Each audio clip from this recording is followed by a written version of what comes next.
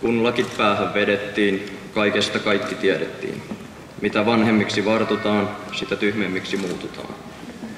Näin laulaa Anssi Kela kappaleessaan 1972. Onko hän oikeassa? Koska uudistuvassa opetussuunnitelmassa painotetaan oppimisen osallisuutta, haastan teidät, arvoisa rehtori, opettajat, henkilökunta sekä muu juhlaväki ja äiti. Matematiikka pähkinällä. Tämä on suunnattu erityisesti teille, jotka ette jaksa kuunnella tarinointiani kuluneista kouluvuosistani. Kysymys siis kuuluu, kuinka paljon on 1 plus 2 plus 3 plus 4 plus 5 ja niin edelleen aina äärettömään asti? Vastauksen voin paljastaa lopuksi. 12-vuotisen kouluurani aikana olen oppinut, ettei puhetta aloiteta koskaan sanoilla jo muinaiset roomalaiset. Siispä, alussa oli Suo, Kuokka, Artturi ja Aapinen sekä paljon työtä tehtäväksi.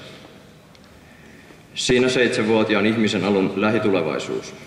Pitkä ja haasteellinen polku läpi peruskoulun, mukana toki hienoja hetkiä ja suuriakin valonpilkahduksia.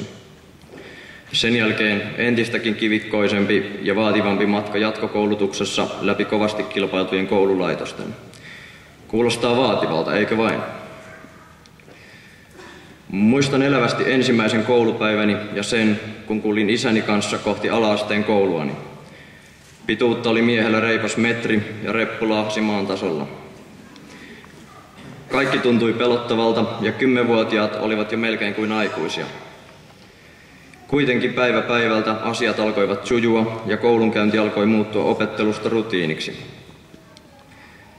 Yläaste oli kuin uusi maailma ala-asteen jälkeen. Kaikki oli uutta ja monien perusrutiinien opettelu alkoi jälleen alusta. Vai voiko moni teistä käsisydämellä sanoa, ettei ensimmäinen koulupäivä yläasteella jännittänyt ollenkaan? Myös kilpailu lukiopaikoista alkoi häämöttää. Itse onnistuin ja pystyin toteuttamaan haaveeni. Pääsin Märskyyn. Lukiossa työmäärä kasvoi edelleen ja opiskelun luonne muuttui. Ensimmäistä kertaa jokaisen tuli itse vastata koulukäynnistään. Ylitettävistä esteistä ja suuresta työtaakasta huolimatta on ihmisiä, jotka ovat valmiita ottamaan haasteen vastaan. Heitä ovat muun muassa ylioppilaat. Me käymme työn kimppuun kukin tavallamme ja varmasti monet meistä onnistuvatkin tavoitteissamme. Läpäisemme pitkän peruskoulun ja rankan lukion ja päädymme lopulta ylioppilaiksi. Olemme sankareita. Tänään tässä salissa on paikalla vajaa 200 uutta kevään 2014 ylioppilasta. Me olemme sankareita, jotka olemme juhlamme ansainneet. Huolimatta taakse jääneistä työteliäistä lukiovuosista täytyy myöntää, että kuluneet vuodet Märskyssä ovat antaneet enemmän kuin ovat ottaneet. Lajipöytäkulttuurista huolimatta on ollut helppo tutustua hienoihin ihmisiin, eivätkä puheet märskyhengestä ole pelkästään huhupuhetta. Tietenkin päällimmäisinä muistoina lukioajasta ovat jääneet mieleen ykkösten ryhmäytymispäivä Suomenlinnassa, vanhojen tanssit sekä tietenkin penkkariajot. Varsinkin penkkaritunnelma oli Märskyssä vertaansa vailla. Minulla oli jopa niin hauskaa, että onnistuin kaiken hauskanpidon tiimellyksessä kadottamaan kenkäni.